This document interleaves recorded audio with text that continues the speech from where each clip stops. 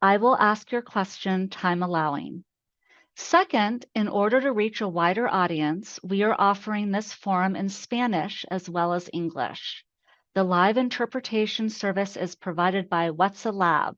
Thank you so much to Ricardo Ibarra for this service. To activate this feature, go to the bottom of the screen on Zoom and click on the globe icon. There you will find the option for Spanish language.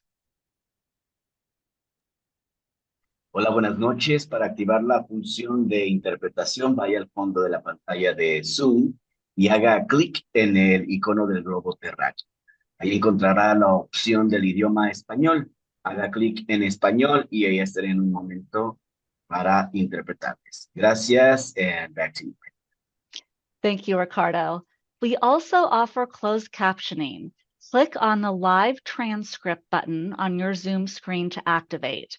If you do not want the transcript on your screen, simply close that window.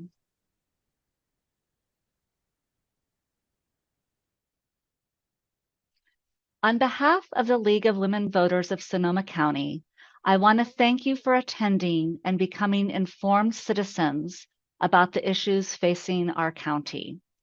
The League of Women Voters is a nonpartisan political organization which encourages informed and active participation in government and influences public policy through education and advocacy.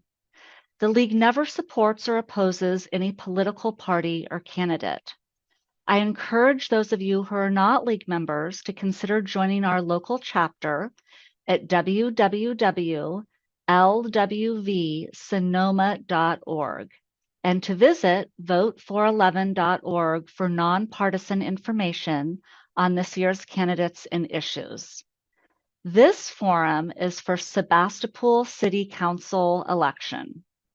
The forum is being recorded and will be accessible through the website www.lwvsonoma.org and our YouTube channel in its entirety without any editing of the content. All recordings of candidate forums are the sole property of the League of Women Voters of Sonoma County. You may share the link of the full recording. However, you may not use excerpts or any portion of the forum for campaign purposes. Thank you to What's a Lab and Ricardo Ibarra for providing this excellent interpretation service. The candidates will provide a 1-minute opening remark as well as a 1-minute closing statement. Candidates will have 90 seconds to answer each question. We have a timekeeper who will signal when the speakers need to wrap up their response. League members have created a set of questions to get us started. We encourage you to submit questions using the Q&A button on the Zoom screen at any time during the forum. We will ask as many of your questions as time allows, and we may combine similar questions. Your questions may not be partisan in nature or be directed to one candidate. If you have submitted a question which was not asked, we encourage you to follow up with the candidates. Due to this virtual format, there may be some freezing of screens or other technical glitches, which we will address as efficiently as possible. We thank you for your patience and understanding. Now, before the forum started, I showed the candidates how their names were picked to establish the speaking order. To ensure fairness, as we proceed with questions, we will consistently rotate between the candidates. We will now begin with opening statements, and we will begin with Stanton Key Netherly, who I will be referring to as Key during this forum. Key, please go ahead and give us your opening statement. Hi, I've lived here in Sebastopol for about 13 years. And I've been in the Library Advisory Board capacity for several years. And several people said I should run for city council. I finally got convinced. And basically my two things that I'm most concerned about is I want to make sure that the city doesn't run out of money, and I want to make sure that the city doesn't run out of water. And, that's pretty much it. My background is as an entrepreneur, CEO, that kind of stuff, but mainly I'm retired at the moment.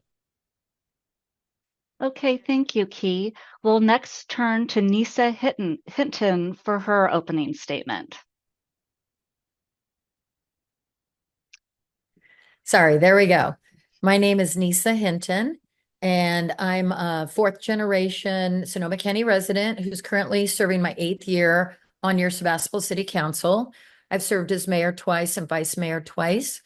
And I returned to Sebastopol after college to raise my children, who both attended Sebastopol Public Schools from kindergarten through high school graduation. I'm running for my 3rd term to continue to provide leadership and institutional knowledge of our city council as we move through these challenging times that we're finding ourselves faced with. By now, many people know me, where I stand and why, but for those that do not, the most important goals I want to focus on, to just name a few, are our serious budget shortfalls and growing our tax base long term. I've been a working mother my entire life. I bring business skills and knowledge to our small city in my role as a member of the city council, and I ask for your support for re-election. Okay, thank you. Phil, we'll turn to you for your opening remark.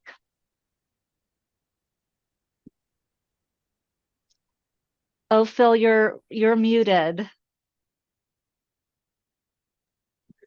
Typical. My name is Phil Carter, and I've been a part of the Climate Action Committee now for 2 years, slowly getting more and more involved with the city's business and finding more and more about what can be improved. As I started out in the transportation area, trying to figure out our needs to improve downtown, make it a more bikeable city, I discovered other issues that are interrelated. And as the environment and economics are intertwined, I hope to be able to improve both at the same time. I don't think environmentalism and business improvement are mutually exclusive. I have 2 kids and I'm a board member of the West Coast Soccer Club. So I'm also interested in making sure that this town is financially viable for the next 50 years, also our water. And I have many, many years of business experience to sympathize with our downtown owners. And I'm from a small town, so I seriously respect the small town vibe. Okay, thank you, Phil. Remember to submit questions using the Q&A button on the Zoom screen at any time during the forum. And now on to our first question. We will begin with Nisa. Nisa, what do you see as the most critical issue facing Sebastopol? The number one issue is our financial situation. We were the first ones of a lot of small cities in Sonoma County that became aware that we had a structural deficit, that we had a lot of one-time money that was dropping into our budget, and it wasn't sustainable. We are rolling out with a half-cent tax measure also on this November ballot, trying to come up with a temporary 12-year bridge until we can get the city back stabilized. I believe that's our number one issue. And it also impacts, as other candidates tonight brought up, our other expenses, which is water and sewer rates that we've had to increase, and possible reorganization of our fire department with a neighbor in Gold Ridge. Okay, thank you. Phil, we'll turn to you now for your response to this question. I agree that economics is probably the key to most things. And how we approach it is, if we imagine a more beautiful town, and I feel like getting our tax revenue up is just as important as cutting costs. However, over the past 10 years, our budget has gone from just over $6 million to $16 million in the past 10 years. And I'm exploring how exactly that happened. But I want to develop new ways of bringing in business through making our downtown more beautiful, having a better Ives Park, and having more festivals and things like that to bring in short-term income, as well as look at the hotel issues. But interrelated is transportation, and I'm seriously going to look at how these 2 highways that go bisect our town disrupt our traffic flows. And that also has something to do with housing. And in that is infill housing. And so we can approach affordable housing, our economics for our downtown area, and our livability, all with a simple approach of creating a more vibrant city. Okay, thank you, Phil. We'll turn to you, Key. What do you see as the most critical issue facing Sebastopol? Definitely the finances. It's the fact that we're running at a deficit. That has a huge impact on anything and everything that we do going forward. So that to me is the number one issue. Is like, why did we get there? How do we get out? What do we do if the sales tax doesn't pass? What services is the city paying for that we might not need to, or we can delay? And what services should we be providing? So there's just all these questions that all focus around finances. So finance is the biggie, for me at least. Okay, thank you. We'll move on to our next question, and we'll start with you, Phil. What are your thoughts on the proposal to build the Gravenstein Commons supportive housing development on the former AmeriGas site on Highway 116? Because this has been a very contentious issue, and people in the previous councils have already made and struggled with this decision for quite a while, I do support the fact that it will go forward with monies in from the state and grants like that. This area is developing rapidly, and I love that. We have the canopy development coming in. Lucky Market isn't doing as well as it could be. And with this development, along with Canopy, which I agree with mixed developments, should support each other and kind of give eyes to the development. I definitely feel like we do need affordable housing, and this is a good way to have the charitable group work it out. And I appreciate that. I regret the struggles that we've had to go through to get here, and I understand lawsuits and other troubles that we've had to solve the RV crisis.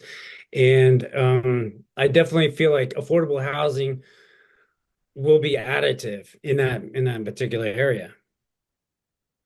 So I support it. Okay, thank you. Key, we'll turn to you for your response to this question. Yep, it's pretty simple. We need housing, and I support it. It's been going forward for a while, and it makes sense for it to continue going forward. We definitely need housing. There's just not that many locations where housing can be built, and we especially need low-cost housing, or housing that's affordable, put it that way, for people that can't go out and buy a huge house in Sebastopol. So I'm for it. Okay, thank you. Nisa, we'll turn to you for your response to this question. So this is a simple one for me because I made the vote on it. So I made multiple votes sitting on city council, and in the final vote, when we brought it back for reconsideration, I continued to support this project. St. Vincent de Paul got a $6.5 million state project grant. And we would have been walking away from that money for low-income housing in our community, permanent supportive housing. It's 22 units, and I have stated publicly that St. Vincent de Paul had bought that property for about $900,000, and that's where we put the Saves temporary shelter with always the intent to develop that project. I do believe we will have a local preference, and so we're hoping to get some of the RV dwellers into that housing. And I'm not up to speed on all the details of that, but I do know that I've heard that. So hopefully at the end of the day, it will help solve our housing crisis that we have here in our city. Okay, thank you. Key, we'll turn to you to start us off with this next question. Ensuring community voices are heard and decisions are made transparently is essential for trust in local government. How would you improve public engagement and transparency in the city's decision-making process? Well, okay, so I'm on the library advisory board, and as such, I'm under the Brown Act, and the Brown Act has all sorts of regulations about the kind of tools that people use today to communicate as a group, and that they're prohibited. So, we can't have a Slack channel, we can't have like some sort of group discussion on Facebook or, on any like X or any of those things. And so it makes it really difficult for the community to sort of come together and come with some sort of joint discussion, long-term discussion.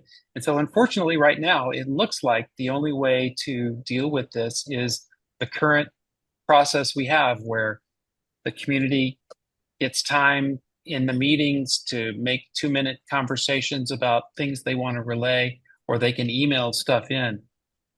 So I'm not really sure what we can do under the existing Brown Act regulations. Um, I'm definitely interested in looking into alternatives to what we're currently facing, though. Okay, thank you. Nisa, we'll turn to you next for your response to this question. Well, I think Sebastopol does an exceptional job in this area. First of all, I think we're the last city, and that includes when you take into consideration the Board of Supervisors, that allow live Zoom comments in a gallery format for our city council meeting. We have had a few meetings that we've been Zoom bombed with a lot of negativity, but the council has addressed this twice, and it consistently has voted to have live Zoom participants. And that is by far the most open government I think we can do, and taking into consideration, as we've talked about, the previous speaker talked about our Brown Act rules. We can only team up with one other person on a 5-member council to discuss anything in advance until we get into the public format. In addition to making public comment on a live Zoom basis, our public has the ability to submit a longer comment to us all, and our city clerk, Mary, forwards those as soon as the comment comes in. It's not like she waits. As soon as that comment comes to City Hall, with less than 24 hours, they are forwarded to city council members. Also, myself personally, my personal cell is out in the public. People can call me at any time, and I either will answer or call them back. So I do believe in open government, and I believe that Sebastopol is really practicing that. And we do what we say we're going to do. So thanks. Okay, thank you. Phil, we'll turn to you for your response to this question. Would you restate the question, please? I'm happy to. Ensuring community voices are heard and decisions are made transparently is essential for trust in local government. How would you improve public engagement and transparency in the city's decision-making process? Sometimes I feel dissatisfied with the way data and information is progressing through the city's decision process. So I am curious about how we can use technology to make the available data and options available beforehand so that the citizens are prepared as well as we are in live council member meetings. Although a lot of things are available online, I think we can do more to make these easily accessible and readily available. I do agree that decisions have to be made within committees, and these are difficult to hash out during live events. I, of course, 100% want community input, but I feel like we can do more with town hall events. But I definitely think we can do more with our web presence. Okay, thank you. Nisa, we'll turn to you for our next question. What is your plan to help support small local businesses?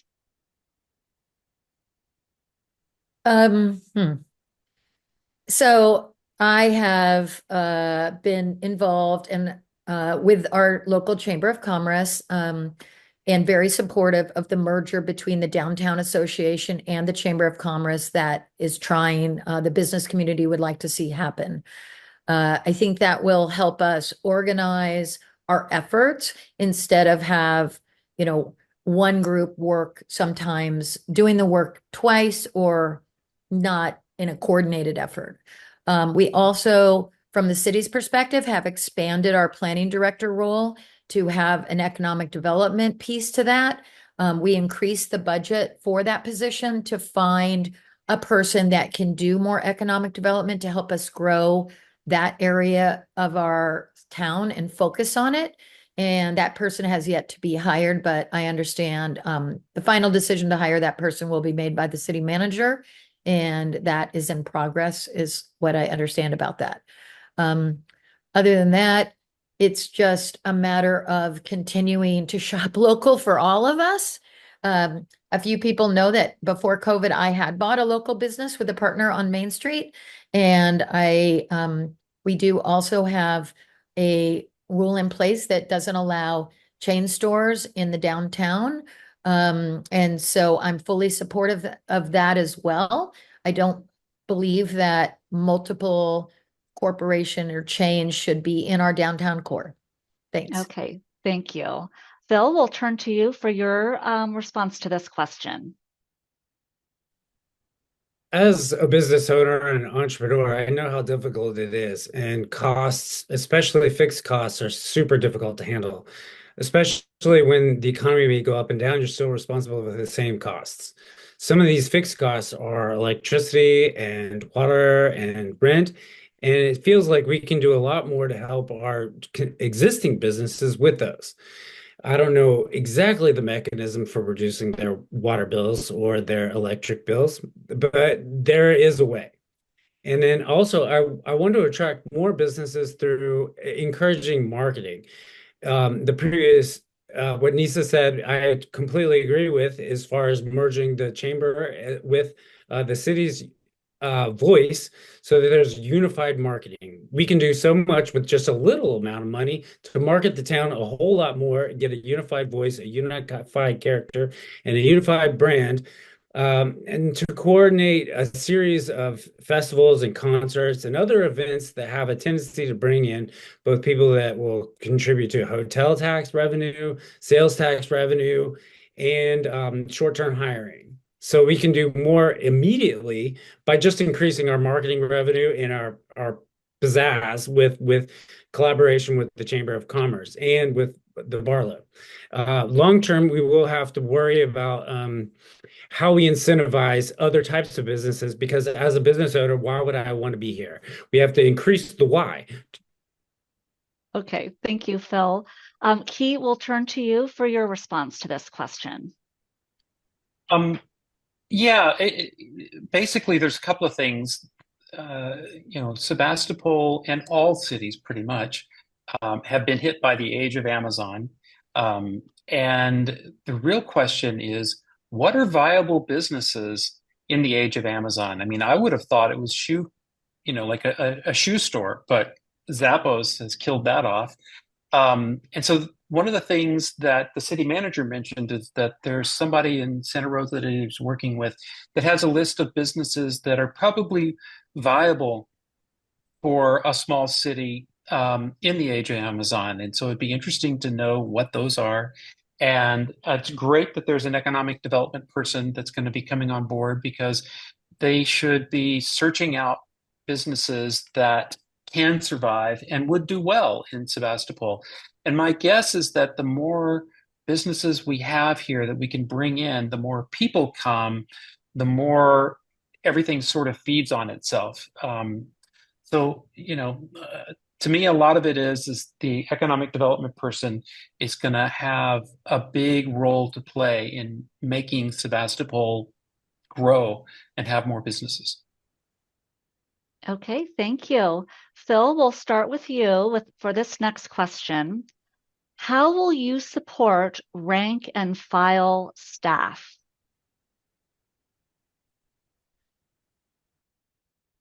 I'm not really sure how to answer that other than to say we have a lot of great people working for Sebastopol, and we want to keep them happy. And currently, their pay scale must adjust with any future pay scales that we have out there. But otherwise, they should feel part of the community. And if they feel dissociated, maybe they have an impact. Maybe they have a way to communicate that to the council in a different way. Otherwise, we will definitely we'll get reports from the department heads and make sure that they're taken care of, whatever they need. And it's not like we can do a lot more than just empower them to do their jobs the best way that they can. Okay, thank you. Key, we'll turn to you next for your response to this question. Yeah, I would definitely, one of the things that was brought up during the last meeting was tying a couple of the jobs together as a particular category pay scale, something along those lines, to where when a new hire came in and they were hired at a market rate, that the other person that has a similar category of job, their rate would go up to that market rate. So you wouldn't end up with people that have been around for a long time not getting paid market rates. That seemed like a very smart idea. So, the other thing that I'd heard from folks was that if we're going to have people and we're going to task them with jobs, city council should probably let them do their jobs as opposed to micromanaging. I haven't noticed this, but that was a comment that I got from somebody. And, it's definitely, if you're doing your job, it's no fun to have somebody second guess everything that you're doing. So allowing people to do their jobs seems like a viable way of keeping people happy. Okay, thank you. Nisa, we'll turn to you for your response to this question. Yeah, basically it starts at the top. The city manager reports to the city council, but rank and file and department heads report to the city manager. I agree with the previous comment about it's not our job to micromanage people who are tasked with doing a job. I'm not in charge of them, and we're here to set policy as city council members, not get involved in the day-to-day jobs of, we have about 50 employees on staff with the city. The other thing is to just be open. Again, I just want to state, I think that we're all, as city council members, it's the expectation that we need to be responsive when we are seeked out, both by the public or by members that work for our city. But of course, with that, we can't just operate in a silo. We have to make sure that their supervisor is aware of any issues going on. I personally have been invited to meetings with members of our staff, and when they invite me to a meeting, I show up. So I think it's just always being listening to both the staff that works for the city and also our public. That is our job, and then to be well informed. Okay, thank you, Nisa. We will turn to Key, who will start us off with his response to this next question. How will you work with council members and city staff to address the city's projected budget deficit? Well, the first thing to do would be to figure out, like, what does the city do? Should it be doing all these things? What does it cost? And, where the money's flowing. And, it's just sort of like a deep dive into micromanaging the budget, basically finding out what's going on. And the odds are that the person to talk to would be the city manager, and see what their thoughts are on where we're overspending, where we can cut, where we need to spend more. There's just like a whole bunch of expertise out there that needs to be consulted to figure out, like, what are we doing and how can we change, and how can we continue going forward. So lots of ads, lots of questions, lots of listening. Okay, thank you. Nisa, we'll turn to you for your response to this question. So currently, the system is that the city manager brings forth the budget to the council. We have a process that we have a subcommittee of 2 council members that work on the details and what we always call the deep dive into the budget. I've served on that for 5 years out of my 8. I have not served on it in the last 2 years. And so we count on that city subcommittee to ask a lot of the questions, although any council member at any time can ask questions about the budget and learn more. I do believe we have been working really diligently and have unfortunately had to make some really tough and deep cuts, specifically is to our nonprofit community, which really pains me, having like lived here a very long time. But we did take a 1.6 budget deficit of 2 budgets ago to a 600,000 approximate general fund deficit this time. So a lot of things have been cut. I believe the city has been doing that in the current council as much as we can, but we haven't been able to cut as fast as our spending is rolling the other way. And that is why we're going out for a sales tax measure to try to create this bridge until we can get things on the right track. Okay, thank you. Phil, we'll turn to you next for your response to this question. I think the council this year has been faced with a really tough problem, and they've tackled it as a team and politely, and I hope to do the same. This is a team effort. We're all hoping for a better Sebastopol. We can find a way to work together to figure out what ways we can make the cuts or what ways we can make things grow fast enough in order to make the budget right. Sometimes we have to do our own homework, very deep dives into budgets past to figure out where we think things have gone sideways or where we think things could be improved or more efficiencies are.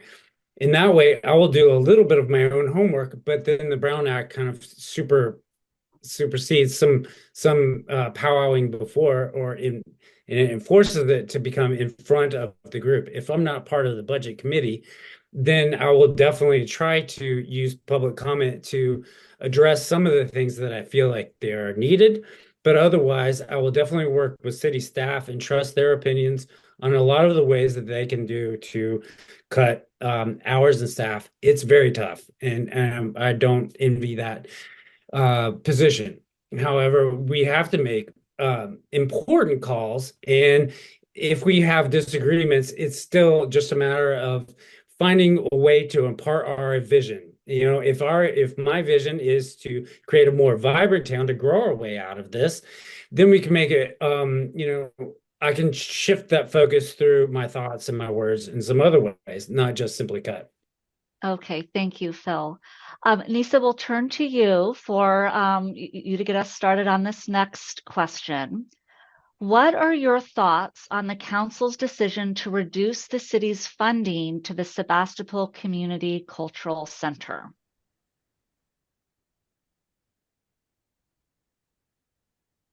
I think it wanted the budget subcommittee wanted to reduce it even more than we reduced it. And I was an advocate for keeping some budget there. You can't take a nonprofit that's already struggling and take them from a high level of support that we've given them for many years and reduce it to zero and expect them to be able to keep operating. They have said to the city that they are trying to find sustainable funding sources. I know they've also lost their executive director recently within the last year, and they are a vital part of our community, as all of our little nonprofits are.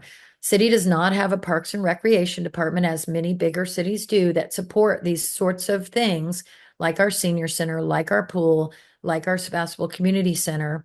And so we rely on nonprofits in the city, as we have for a long time, to help us provide these kinds of extra services that enhance all of our lives.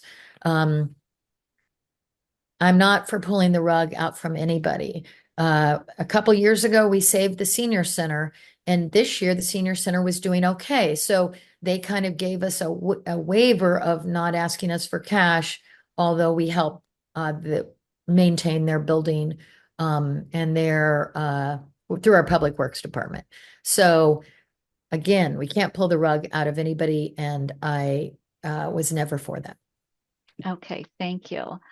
Phil, we'll turn to you for your thoughts on this question. Yeah, just quickly, the cultural center is super important for attracting tourists and attracting people to the city. If there's a big event, people will come and spend money in other ways.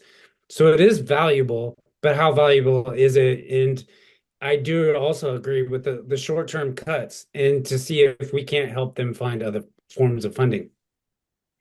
That said, I do think that we can spend some extra time and money to help them figure out how to get more self-supported. Okay, thank you. Key, we'll turn to you for your thoughts on this one. Yeah, it's one of those things to where, it's a great it's a great place. It does good stuff.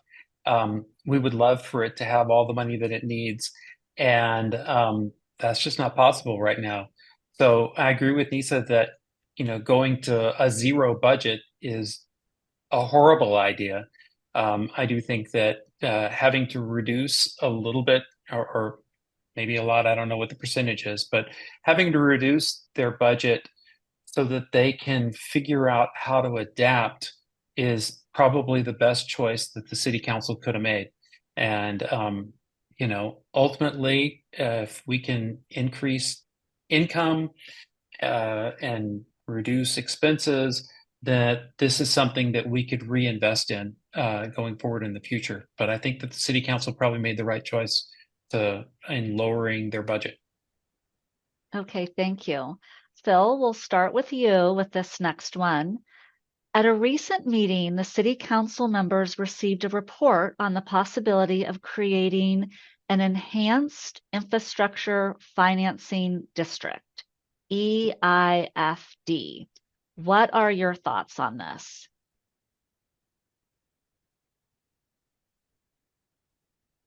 I just did like a small calculation trying to figure out the process of analysis to see if different projects would actually pay off. So what I understand is the enterprise this district would have bonds that we don't have to approve through the city, but are basically loans, which is basically an investment in a certain area. So if we were to take out some wells, that need remediation and hope that there would be new development there, would that pay off the bonds that we would attract? What I need more information on is, like everybody else, like what projects would receive the, pass the cost benefit analysis and beyond a pool, but what would actually help immediately get new development into the town and to where it pays off the bond. And I just need more information to see if the economic development would extend beyond the city limits, if we could capture county money that is also helpful to pay back these bonds. And this is just something I don't know that I'll have to wait on future town meetings to understand. Okay, thank you. Key, we'll turn to you next for your response to this question. So a lot of the EIFD has been driven by the library basically bursting at its seams and needing a new building.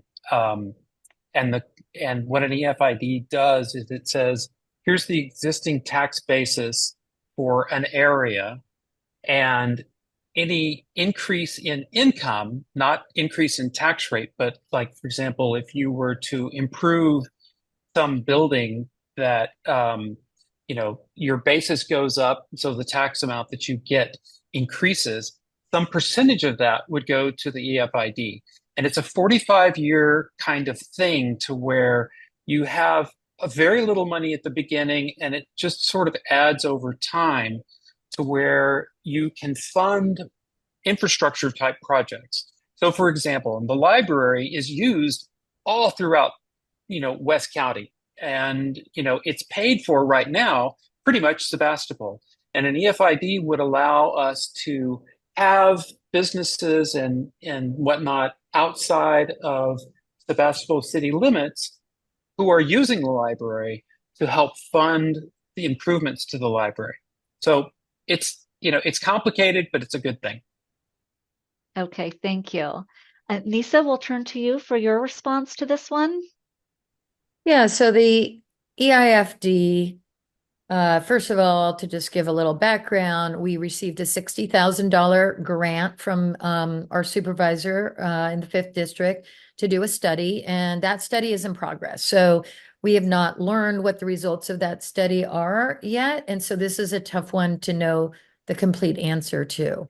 I know that there would be a committee formed that would include all the members where is in the tax base. So that would include probably some Sebastopol members and some county members on the committee to decide where what would get improved within the district. And my understanding is we just wouldn't grab the whole of Sebastopol. We would grab more of the development areas, not single family housing.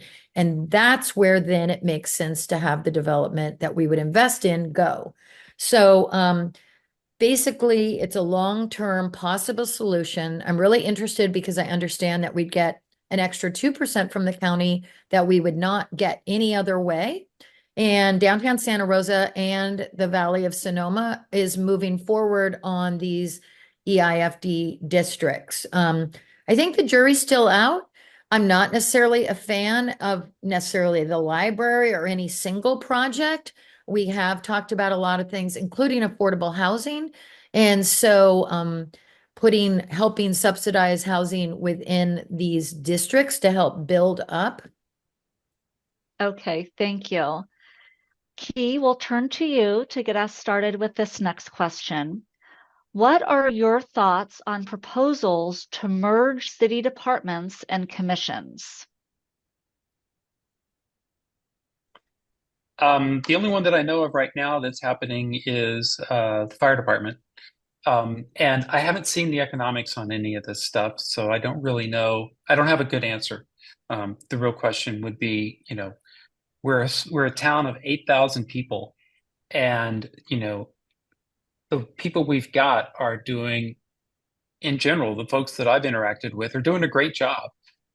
So I don't know whether merging groups of people is going to be useful or not useful. It just, the details, I don't have them yet. Okay, thank you. Nisa, we'll turn to you for your thoughts on this one. Yeah, we are still examining a possible, it's called reorganization with the Gold Ridge Fire Department. And we are in the process of going through the LAFCO proposal stage and seeing if that makes sense for the city. But the city voted 100% in support to go through this LAFCO process. So that's the big department, I guess, merger that we would talk about. I know that it's been discussed about moving different departments that now are scattered throughout the entire city. Planning and public works is in one building. You got building and fire in another. You got the police department. You got city hall, which is really too small for how the city has grown. And so, but again, those kinds of decisions are really up to the city manager. He knows where the department heads are. He should be the one to lead something like that. And we rely on him as our top executive to make decisions like that, in my opinion. And then we can always weigh in, but I still think he should take the lead. Okay, thank you. Phil, we'll turn to you for your thoughts on this one. I definitely want to discover efficiencies in some of these planning departments and commissions, but I don't want to handicap them and I want to make sure that they're able to do their job and protect the parts of the town that they're meant to protect. But I definitely want to make things go faster and have a more efficient process and make sure the right hand is talking to the left hand. So in some ways, maybe some collaboration is helpful and some contraction, and departments could reduce administration costs, which are something that may hinder our budget.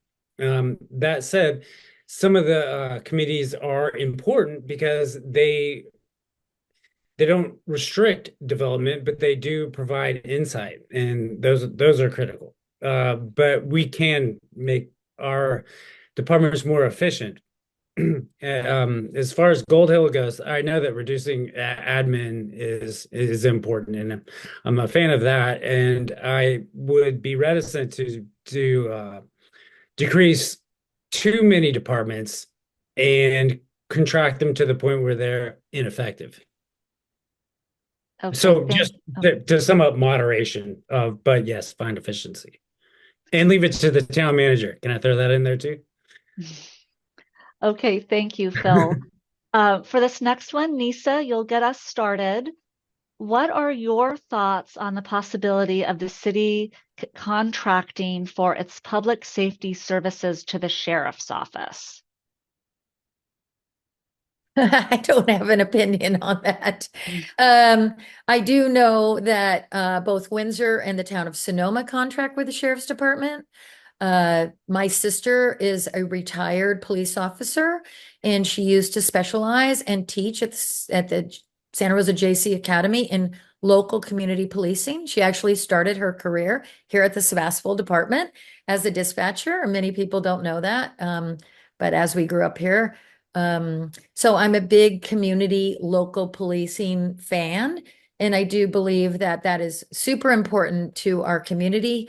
I like to see the police officers when they're able walking the downtown streets and talking to our merchants. And so that's where my personal preference would lie. But of course, I would have to, if somebody wanted to suggest that, I would have to look at all the facts and then hear from the community, and kind of all options, I think, are always open, especially when we have this fiscal crisis. So I would be open as well to hearing, I guess, if it would save us money, bottom line. Thanks. Okay, thank you. Phil, we'll turn to you for your response to this question. I've been going to town halls and a lot of council meetings for the past year or two, and slowly gotten to know our police force. And I really respect that we can know them on a first name basis, and there's just a few of them, and they can tell us very detailed ways to how to keep safe, and I appreciate that. I'm not sure if we would get the same thing through a sheriff. Um, and I'm also not sure it would save us money, even though 32 or 50 something percent of our budget is going to the police office. So I would be leaning against it initially, unless there was a strong desire from the police department and the citizens, which I'm a listener. Like, if that's what everybody would want, then certainly I will do my best to look into it and make it work. But initially, I would lean against it. Okay, thank you. He will turn to you for your response to this question. Yeah, I've not looked into the financials or the workload or what it is that the police department here does versus how the sheriff's department handles like Windsor and Sonoma. And so, it would need analysis. I'd have to look into it, but I'm open to the idea that perhaps a town of 8,000 people is better managed by sheriff's department. I would prefer to know all of our local, police officers as they're doing their job. But that might be something that we can no longer afford. I don't know. So it just requires data. Okay, thank you. Phil, we're going to start with you with this next question.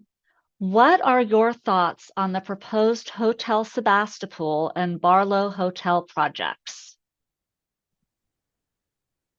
I think it's important for the city. So I'm for hotels, and because that is some development that will impact the city's look, I appreciate how much work that they're going to put in to make them fit within the city. But having come from other cities of a marginally bigger than this, have hotels that are, iconic within the city and helpful for a lot of different kinds of community events. I think they'll be very helpful. I'm not the business person, so I can't decide their business model or their approach, but I would certainly like to use them as part of the, collaboration with marketing the city to get it to be more of a stop in town than a pass through town. So if you have these hotels, then it's a midpoint and it could go to the beach. They could go up to Guerneville or one or something like that, and we actually become a place where people can be. Although I'm stylistically leaning a little bit more Petaluma than Healdsburg, I do come from a small town, and I appreciate Sebastopol's own city look, and I will trust that our planning department will honor that. And as far as traffic goes, we have two of the biggest highways here. We have 140,000 trips going up a day from Cotati to Guerneville, and we have 61,000 trips at least coming from Santa Rosa to Bodega. We can capture that with a hotel, and it's maybe even capture Santa Rosa traffic. It'd be great. Okay, thank you. Key, we'll turn to you next for your response to this question. Yeah, I think both hotels would be wonderful. If we can have people, I mean, number one, we are right on the edge of the Russian River Resort area. And this is a great place to visit if you want to go and explore all the wineries and the roads and biking. And there's just like a whole lot of stuff that you can do with Sebastopol as a base. Similarly, we've got the Barlow, we've got the downtown, we've got lots of really good restaurants. If we have a large number of more people here staying at hotels, then those businesses are going to do a lot better. So I'm all for the two hotels. I think that would be a wonderful addition to the town.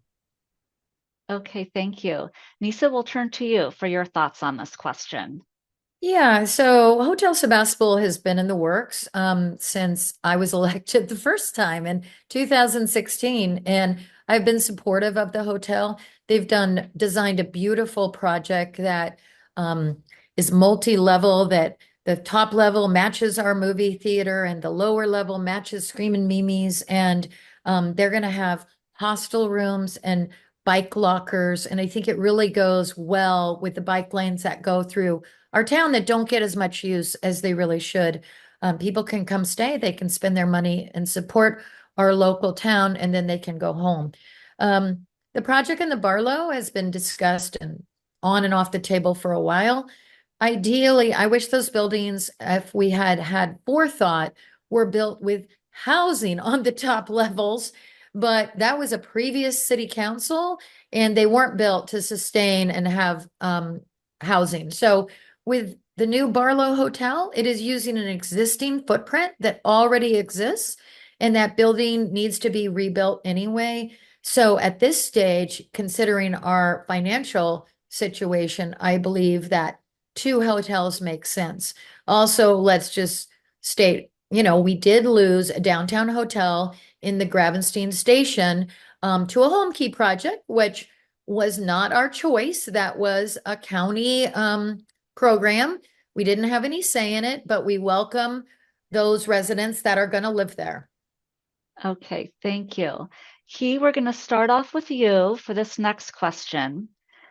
The city council is responsible for the water and sewer operations in the city of Sebastopol. Finances, water quality, and infrastructure needs have not been easily available to ratepayers. What would you do better, or what would you do to better inform water ratepayers concerning the finances and the state of our water and sewer infrastructure? I totally agree that there's this black box that's water and sewer and like what's going on. I think it would be there is a monthly thing that a statement that goes out with the bills that discusses issues that are related to water and sewer. The problem with those is that if you live in a multi-unit house or multi-unit place, you don't ever see the bill. So you never see these communications. And it seems to me that it would be useful to have somebody start exploring, writing up, a monthly article, and then finding a way to get that monthly article to a lot of the people that are utilizing water that don't pay bills for water. So, just more communication, somebody to explore and answer questions and write it up and get the information out there. Because I agree, I'm concerned. Okay, thank you. Nisa, will turn to you for your response to this question. Can you go ahead and just repeat the question? I certainly can. The City Council is responsible for the water and sewer operations in the city of Sebastopol. Finances, water quality, and infrastructure needs have not been easily available to ratepayers. What would you do to better inform water ratepayers concerning the finances and the state of our water and sewer infrastructure? I mean, I agree. The city council wasn't that informed, to be honest, in my opinion, and we were kind of taken unawares. I think generally speaking, we had kicked the can down the road because we don't like to spend money on consultants to have a full rate study done. And when we got it done at a cost of $90,000, we had the consultant tell us that we had not been raising rates at the level that we should have been for sustainability of our water and sewer program.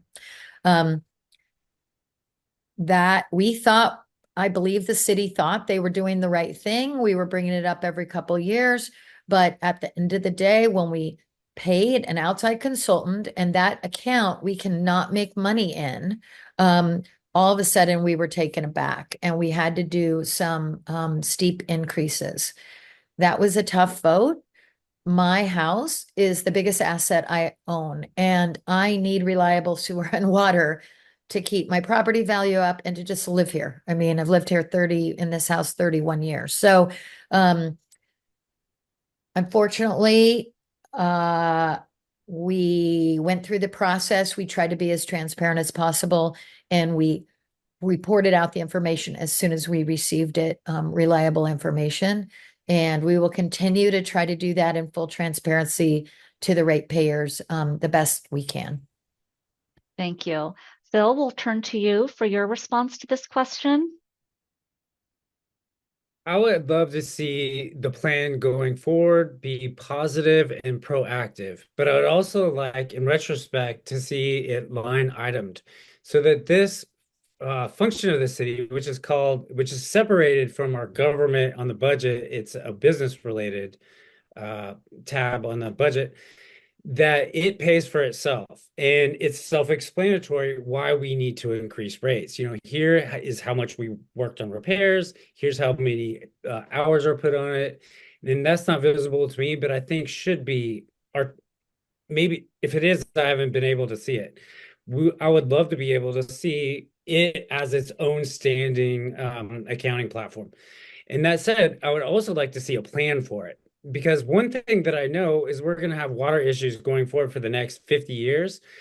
There are cities in California that are suffering from lowering wells and depreciation of assets. And I want to make sure that whatever we put this new revenue to isn't just a Band-Aid event, but is proactively building something that will last us for the next 30 years. Okay. Okay, thank you. Nisa, we're going to turn to you to start us off on this next question. The last homeless point in time count documents 118 homeless individuals in Sebastopol. What would you do to reduce the number of homeless people so that Sebastopol has 1 per every 1,000 residents, similar to Windsor? In addition, what are the plans for having RVs removed from city streets and finding housing for the people in them? Well, first, the plan to remove RVs. We are currently on hold in an agreement with a lawsuit that the city is dealing with that has not been settled yet. So we have not been able to enforce our 72-hour rule and move RVs along unless they're a health and safety hazard. And our police department spends a lot of time working on this issue. And we do have a homeless coordinator that is part of our city contract with West County Community Services that works on this issue also. She works to try to get the homeless community in Sebastopol services so that they can get what they need and hopefully work towards a more sustainable goal. I saw the stats from the counts recently and was shocked at the level that they say is in Sebastopol. I also have heard that those can be unreliable statistics, and it depends on when the point in count's happening and then what sweeps have been done, and then people flood out to different zones, but that doesn't necessarily mean that's where they're going to remain for, the next 3-6 months or a year. A lot of people are mobile and they move around. And so I think that the point in time count is not the most reliable. Okay, thank you, Nisa. Phil, we'll turn to you for your response to this question. All numbers of homeless are difficult, and seeing this number so high is new to me, but I don't find it terribly out of line. But I do want to make sure that the homeless don't affect the small businesses, but in the most compassionate way.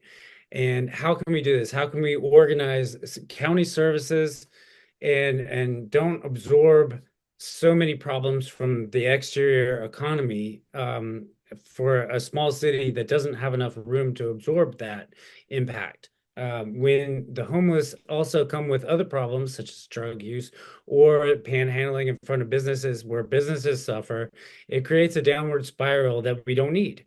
And beyond we don't need it, it's not okay. And we want to make sure that the homeless in whatever various state they are, whether they want help, could be helped, or unhelpable, that they receive the care that they have. And there are a lot of different organizations that where we don't have to recreate the wheel. We can use services that are out there and make sure that we use the services that we have to protect the businesses assets that we have. And knowing that we're in lawsuit trouble and then we're not able to do certain things, we can use our resources from San Francisco and other big cities that are also dealing with this problem. Okay, thank you. Key, we'll turn to you for your response to this question. Well, I definitely do not have like the silver bullet to solve this problem. I think that, it's going to be an interesting deep dive to sort of find out like what we've been doing, why we're stymied in certain areas, what we can do, what other cities have done. I mean, I know that in other states, they tend to basically just put homeless people into housing. And they start there and then they work with them to get the services that they need. But the first thing they have is a safe place to sleep and store their stuff. And I'm not sure that we have the resources to do that. We don't have a place for it. I don't know how we would go about doing something like that. I don't know if we could do something like that that was even small, like a 10 by 10 foot safe space for someone who's homeless. So I don't really have like a silver bullet answer. It's something that I'm interested in and something that I'd like to see if we can find a solution for, but I don't have the answer. Okay, thank you. Phil, we're going to start with you for this next one. How will you collaborate with our 5th district supervisor to bring funds to Sebastopol, which serves as a West County service center? Besides funds, how else will you collaborate with the county? one of the reasons why I want to be on the city council is because it has an effect beyond Sebastopol, or we could lobby for Sebastopol inside the county. There are seats in the Sonoma Clean Power and other organizations where we can make our voice known as far as like how the rates are distributed to us or what's available and how we can work together hand in hand. As a part of the Climate Action Committee, we're actually working with all the various resources such as CARD and active transportation to bring what they have into Sebastopol so that we can work more collaboratively. Some of the transportation studies involved us working with I'm sorry, I lost my train of thought. But with transportation, especially, we can work with the county. In working with Linda Hopkins specifically, I feel like I can learn what's going on and find ways to collaborate, but also use her as a sounding board to figure out what we might be able to do. Because as far as from what I understand, if we have an issue and we just pound it out, then possibly she might keep her ears open and find out unique or creative ways where we can work with the county to get funds in and resources, especially with the homeless situation. Okay, thank you. Key, we'll turn to you next for your response to this question.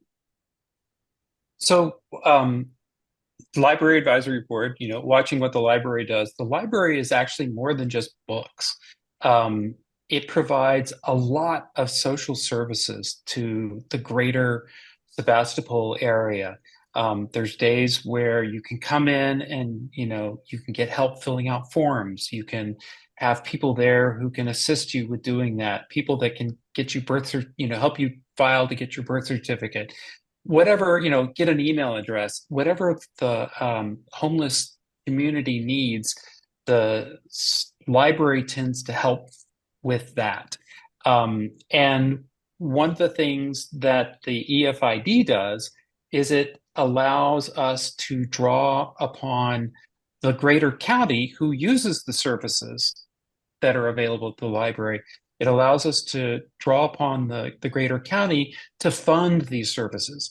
And so it's about the only mechanism I know of where the county can help the city provide services to the people in the county. So the FID is targeted towards that particular problem. Okay, thank you. Nisa, we'll turn to you for your response to this question. Yeah, so I think it's really important as a council member in Sebastopol to be really involved in the regional effort. I have a strong relationship with Linda Hopkins that I've built over the last 8 years in office.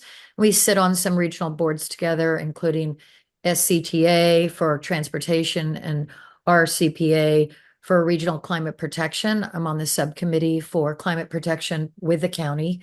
And also we belong to the groundwater sustainability agency, and our water, we belong to a water association also that helps us get our permitting with some expertise that we don't have as a small city in a regional group. So these regional groups and these relationships are really important. You have to cultivate them. And then when there's an opportunity, as Supervisor Hopkins did, to give us the $60,000 grant to explore the EIFD, then all of a sudden with that strong relationship, we have those opportunities because she's like, okay, if Santa Rosa's doing it with their supervisor and Sonoma Valley's doing it, I want to do it with my group. So let me also point out that we got $1.5 million in flood relief dollars from the state of California at the time in 2019 from a relationship with Mark Levine's office. So these kinds of relationships are important. And I think as an elected official, the active electeds work on this. Okay, thank you. Key, you're going to start us off with this next one. What ideas do you have to fix the traffic problem in the city as well as the downtown parking issues? So I recently learned about Stroads, which is a street that's a road. And basically, the concept is a street is something that you stroll on, and that you have a large number of, higher number of people along the edges, and the cars are not zooming through it. A road is something where you have cars getting from point A to point B as quickly as possible with as minimal amount of interruptions. So, like the freeway is a road, and the Barlow is a great example of a street.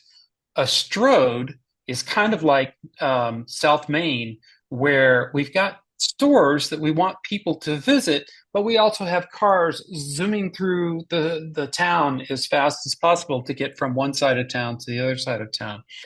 And the concept was, if you're going to figure out a way, if you're going to do anything to change traffic, you want to get rid of Stroads, and you want to make something either a road or a street. Bodega is a good example of pretty much a road. There's very few businesses along that, and it works quite well as getting cars through. The 116 corridor could use some work. Okay, thank you. Nisa, we'll turn to you next for your response to this one. So there is a group. I'm not a part of the group, but I do know that they've received a Caltrans grant to reimagine our downtown. I'm excited to hear about what the results of that work is. As council members, we can't always be involved in everything or sit in everything, but I think that is something that we are pursuing, and we'll find out what the recommendations are that come from that.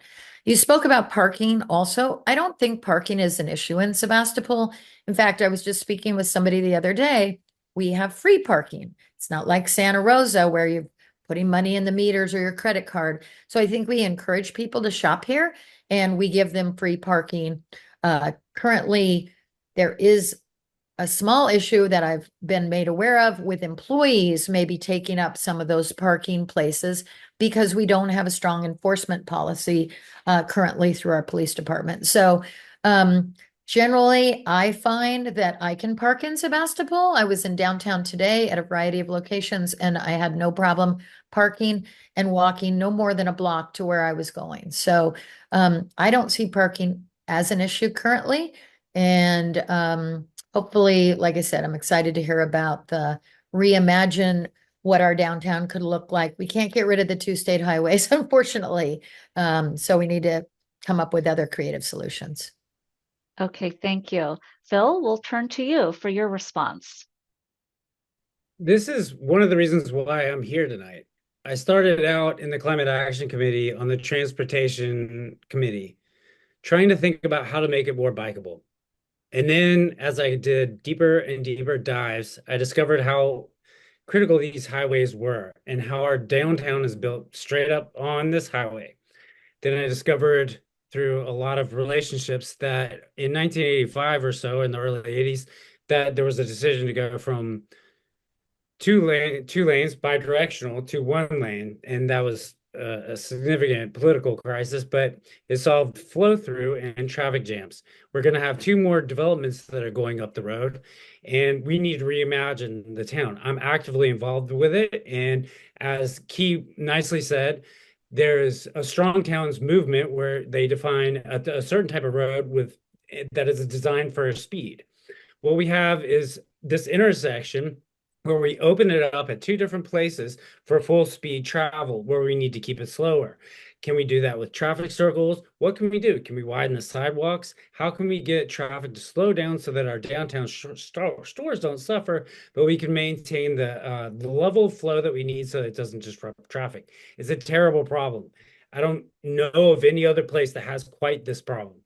But we are going to look at it, and we're going to imagine it through three different studies that are happening concurrently. And we're going to build trails on the outside of town that hopefully will allow people to go to Annalee from the south side of the town. Okay, thank you, Phil. Okay, we're coming to what will be our last question of the evening, and Nisa, will start with you. Affordable housing is a priority to residents.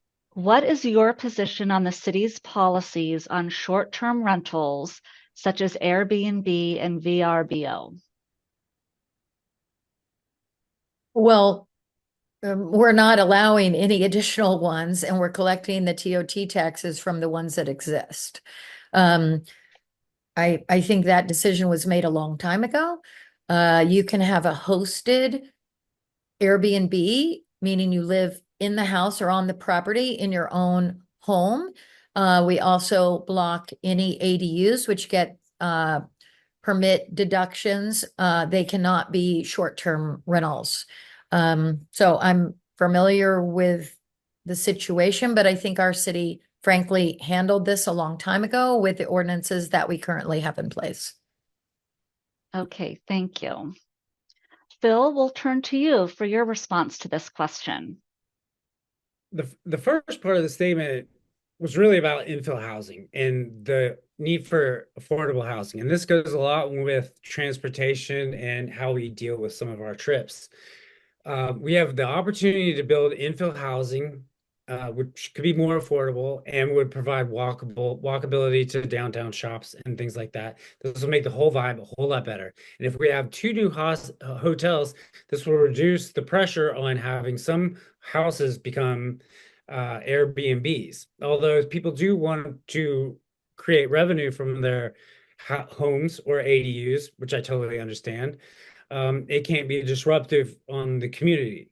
And as I understand, there's a limit on how much you could do for your own home. But if you're in and out of your own home, I think there's a process to be able to use it more than 3-month stretches.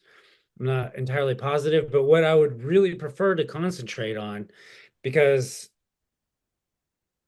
long-term rentals are more needed in the affordable style, that we focus on infill housing and creating these areas that are vacant or not fully utilized, turning them from commercial into infill housing. Okay, thank you. Key, we'll turn to you for your response to this question. Yeah, I think that, as Nisa was saying, that this is kind of sort of a solved problem in terms of Airbnbs. The hosted Airbnb, totally legit. You want to have, a stranger come into your house and rent a room and you want to host them, cool, go for it. I think the idea of having an entire house rented out, it's not working for us. And so that's sort of been eliminated as a possibility. I totally agree with infill, like the ADUs and junior ADUs. That is a great way to increase the amount of housing in the existing space because we don't have extra lots. And the one thing I would like to see is some ability for the city to help turn some commercial spaces into small housing. So, for example, Berkeley allows 150 square foot house or a unit, and there's quite a few places that have an upstairs that if you put a 250 square foot place, it would be a good way for people to be able to live in this community and work in this community. So I think there's a lot that the city can do to help. Okay, thank you. So that ends the question portion of our forum this evening. Each candidate will now have 1 minute for their closing statement. And Phil, we'll start with you. Again, I'm running for council because I want to reimagine the downtown, to make it vibrant, to make it beautiful, to think about growing the downtown through festivals and a clean downtown, using the resources that we have to market it a little bit better, become a little bit more business friendly, but not ruin the vibe of a small town. That said, I want to work on transportation and infill and affordable housing without reducing the safety of our area, making sure that our businesses are not only able to receive walkable traffic, but also not having a housing problem with the homeless or the unhoused. That's what I meant to say. And then I also need to do a lot of work and struggle with the our long-term RV parking. I know that that's a terrible issue and will take quite a bit of work. But more or less, I hope to add a positive vibe where the team spirit so that the council can get things done and move us forward as fast as possible so that we can get out of the budget issues. But without making sure that we keep our eye on the ball and complete transparency. Okay, thank you. Key, will now turn to you for your closing statement. Yeah, so my two main issues are budget. We can't spend more than we bring in, um, and water. I want to make sure that we have enough water to last us. My wife and I moved here, and we intend to live here the rest of our lives. We'd like for the place to be viable for that. Um, we have rental property, and so I've got a lot of expertise and experience in housing, and I'm definitely interested in seeing what kind of possibilities there are. So yeah, I'm interested in jumping in and seeing what I can do to make this place get back on track. Thank you. Nisa, will now turn to you for your closing statement. Yeah, so for the last 8 years on the Sebastopol City Council, I've demonstrated a commitment to Sebastopol values and utilized my knowledge of the issues that we're facing, applied my experience to finding solutions for tough challenges. I support and practice open government, inclusion of all, budget solutions and infrastructure investments, and provide steady leadership while keeping community goals in the forefront. But honestly, now a lot of people know me and you know where I stand and why. You've seen my decisions. And while I listen to others and the whole community, I do not hesitate to express the position I feel is best for our community. It's been an honor, frankly, and a privilege to serve for the last 8 years on our Sebastopol City Council. And with your support, I hope to continue to serve you in a third term so that we can continue to build a thriving Sebastopol and solve our many challenges. Okay, thank you. That ends the closing statement portion of our forum. We are proud to have such impressive and committed people running for this office, and we thank you all for your service to our county. We wish the best of luck to all the candidates. A big thank you to all the volunteers who made this virtual forum possible this evening. We encourage everyone to get out and vote. Please encourage your friends and family to watch the recording of this forum on the League of Women Voters of Sonoma County YouTube channel. See the link on our website, which is www.lwvsonoma.org. For more information on candidates and ballot measures, check out the Vote 411 website at www.vote411.org. Thank you, everyone. Have a wonderful evening. Thank you.